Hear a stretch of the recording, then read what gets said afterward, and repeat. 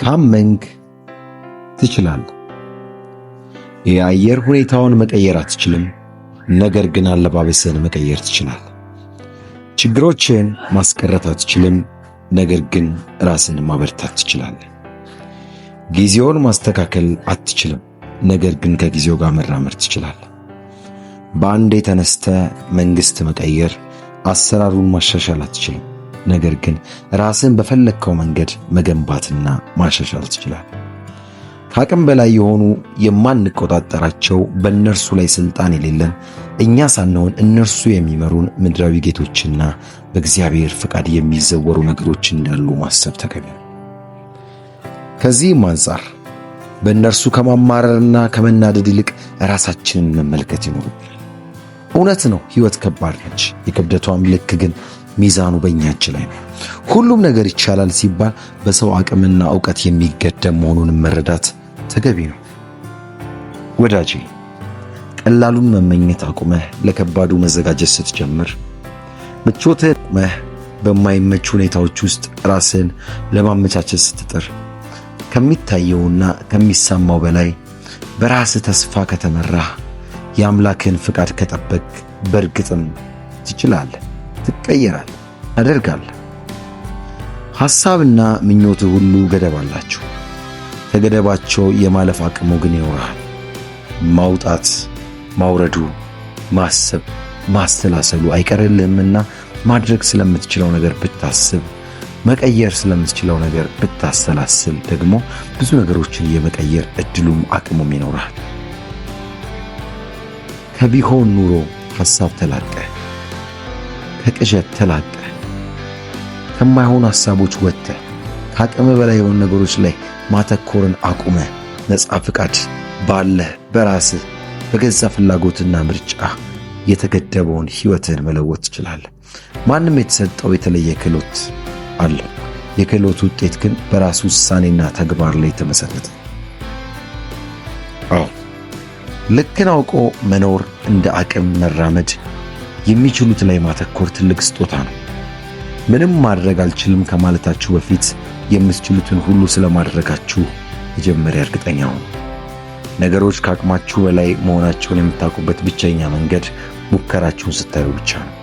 እጁን አጣጥፎ ተቀምጦ ከሕይወት ክብደት ማምለጥ አይቻልም። ንግግርን ችላ ብሎ ለመግባባት ዝግጁ ሳይሆን ቀርቶ የሰመረ የፍቅር ሕይወት መመስረት አይቻልም።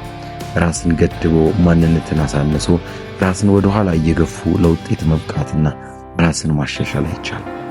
ከአቅም ጋር የሚሄድ ምርጫህን ምረጥ። በመረጥከው ምርጫ ደስተኛ ስለመሆንም እርግጠኛ ሁን።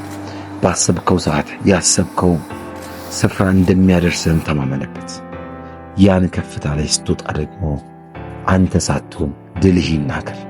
ምክንያቱም ቋንቋ አለው። የአሸናፊነት ቋንቋ ንግግር አለ። የድል አድራጊነት ንግግር አቋም አለ። ዋጋ የመክፈል አቋም መስዋዕትነት አለ። ለታላቅነት የሚከፈል መስዋዕትነት ራስህን መስጠት ይኖርብሃል። ሕይወትን ለማሸነፍ ብቸኝነት አለ። ራስን ለማብቃት የሚበቃ ብቸኝነት። ትኩረትህን የድል ጽዋ ላይ ስታደርግ፣ ሐሳብህን መሰብሰብ ስትችል፣ ስሜትህን ስትቆጣጠር፣ ሐሳብህን ስትሰበስብ፣ ራስን ስትገዛ ማብቃት ያለበት ነገር ሁሉ ያበቃል። አሸናፊነትህ ወደ ራስህ ይመጣል። ድልህ ከእጅህ ይገባል። ስኬትህ በየጊዜው ይጨምራል። ያለማቋረጥ የምትለማመደው ውጤቱንም ስለምታውቅ ነው። ብቻህን የምትታገለው የትግል ምክንያት ስለገባህ ነው። በውጥነት የምትቆጥረው ዓላማ ስለገባህ ነው። የተሰበረው ልብህ በአሸናፊነትህ ይቃናል። ተስፋ በማጣት የተረበሸው ልብህ በድል አድራጊነት እንደገና ይሞላል። በስንፍና የታጠረው ስሜትህ በውጤትህ ይነቃቃል። አየህ ጀግናዬ፣ ድልህ ይናገር ስልህ፣ አሸናፊነትህ ይመስክር ስልህ፣ ውጤትህ በጉልህ ያወራ ስልህ፣ ከውጤት በላይ ምንም ማሳያ ስለሌለ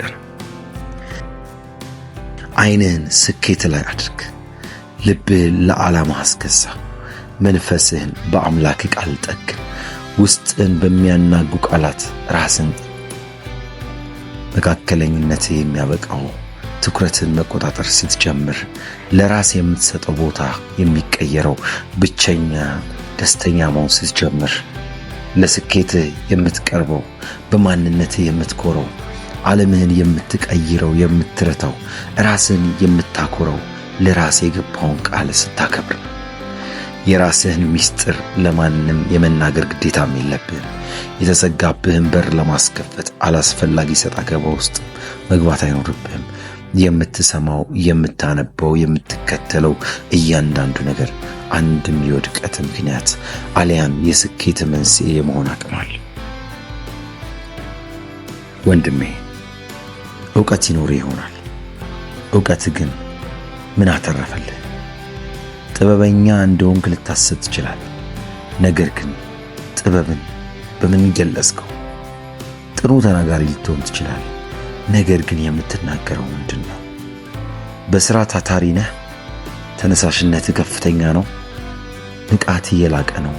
ታታሪነትህ የተለየ ነው? ነገር ግን ይህ ሁሉ ጥራትህ፣ ይህ ሁሉ ጥንካሬ ውጤት ካላመጣልህ፣ ለፍሬ ካላበቃ ትርፉ ምንድን? ስኬትህ የውጤታማነት ጉዳይ እንደሆነ አስታውስ። ስኬትህ አንድ አፍታ ተጀምሮ በአንድ ጀንበር የሚቋጭ አጭር ጉዞ ሳይሆን ወጥነት ያለው የማራቶን ሩጫ መሆኑን ተረዳ፣ ተገንዘብ። የምር ድልህን ትፈልገዋለህ? የምር አሁን ካለህበት ማንነት መውጣት ትፈልጋለህ? እንግዲያውስ ስለ እርሱ መናገርን አቁምና ራሱ ድልህ እንዲናገር አድርግ። ራሱ በማሸነፍ ድሉን የሚቀናጅ ሰው ሆነ። ያኔ በስኬት ከፍታ ላይ እንደገና ትወጣለህ። ውድ የቻናሌ ቤተሰቦች፣ ለዛሬ ይዤላችሁ የመጣሁት ይህን ይመስላል። በኮሜንት ሴክሽን ላይ በፈለጋችሁት ርዕስ ላይ እንድሰራላችሁ የምትፈልጉትን ርዕስ በኮሜንት ሴክሽን ላይ ግለጹልኝ። ለቻናሉ አዲስ የሆናችሁ ሰብስክራይብ፣ ላይክ፣ ሼር በማድረግ ይህን የለውጥ ቻናል ለብዙዎች እንዲደርስ አድርጉ። ይህ የእናንተው ምርጥ ቻናል ኢንስፓየር ጄነሬሽን